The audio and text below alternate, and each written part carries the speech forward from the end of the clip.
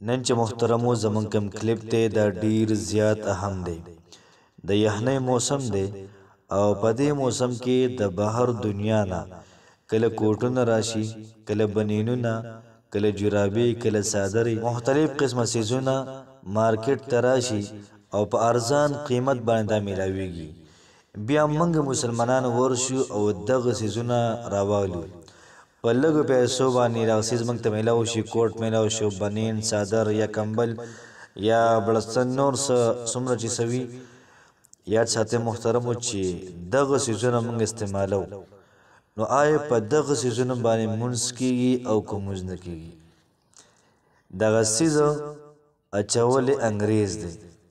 هغوی دا کوټ واچو، خو آیا موږ ته پته لګي چې انګریز خو دا کوټ واچو، خو د هغه نه بعد دوی دا څیز وینځو، بیا یې حرص کو او که نه دغه رنګې سقای کبال ته راویشتو او د هغه ځای نه دې خلکو راوچت کو او پاکستان ته یې راولېږو او دلته کې په مارکیټونو کې په دکانونو کې دا ځوړندې چا په سپریګانې کړي دي، ښه برابرې شو شی برابر کړي. دغه کوټ چې کله زه واچوم یا دغه بنین چې کله موږ استعمالو، دغه څادر چې کله موږ استعمالو، جرابې موږ استعمالوو او سره موږ مونځ هم کوو، نو آیا زموږ دا مونځ به کیږي او که به نه کیږي؟ راځئ د قرآن مجید نه تپوس کوو چې دې حوالې سره په قرآن کې څه شته او که نه. الله پاک د دواړو جهانو سردار مبارک ته وایي چې یا ایها المدثر قم فانذر، ای کمبل اغوستونکي پاس او د خلق کې ویره وربک فکبر، الله پاک د پاره تکبیر وکړه، مطلب مونځ وکړه، وثیابک فطهر او خپل کپړې پاکې کړه، والرجز فهجر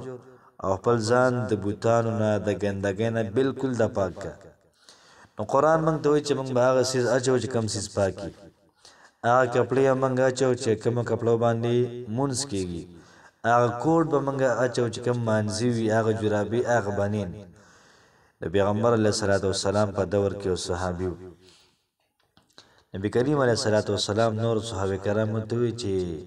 د ده په کور کې اوبه نشته دی چې دی را خپل ویښتان وینځي، دی را خپلې کپړې وینځي، دی را خپل څادر دا وینځي، دونه اوبه کره کور کې نشته دی. نو دې نه پته لګي چې صفایي دا محترمو دا پکار ده، او تاسو به اورېدلي چې صفایي دا نیم ایمان دی یا صفایي د ایمان حصه ده. نو دغه کوټونه چې کله موږ راوالو